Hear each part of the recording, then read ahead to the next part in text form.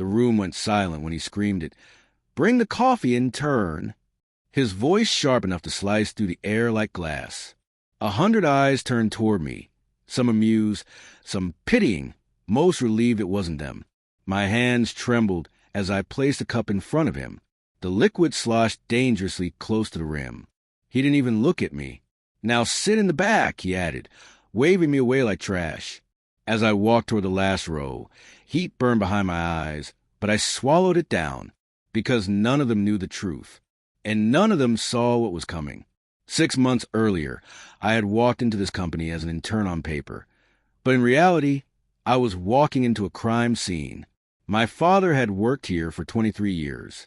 Loyal, brilliant, invisible, until the day the board accused him of leaking financial data and fired him publicly, stripping him of his reputation in one humiliating meeting.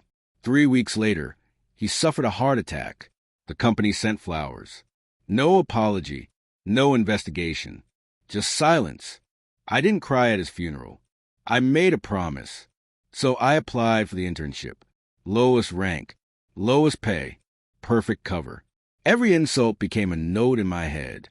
Every sneer, every dismissive laugh, every time they talked about ethics while padding their pockets. The man who yelled at me today, Richard Hale, board member, media darling, was the loudest voice calling my father a criminal. He loved power, loved humiliating people, and he loved meetings like this one. While I sat in the back, clutching my notepad, my phone vibrated once in my pocket. A single message. Ready? The presentation began. Richard leaned back smugly, sipping the coffee I brought him. Slide after slide of numbers filled the screen, numbers he'd manipulated himself. Offshore accounts, fake vendors, shell companies. I knew them all by heart, because for the past 4 months, I've been quietly copying files, recording conversations, tracing digital footprints late at night, while everyone else slept. Then the CEO cleared his throat. "Before we continue," she said, frowning at her tablet, "we received an anonymous compliance report." Richard chuckled. "Another waste of time." "Actually," she continued slowly, "it's quite detailed." The lights dimmed. A new file opened on the screen. Transaction logs, emails, audio clips. Richard's voice echoed through the speakers, bragging about framing a disposable senior analyst to protect the board. The room erupted. Richard shot to his feet. "This is fabricated. Who did this?" I stood up.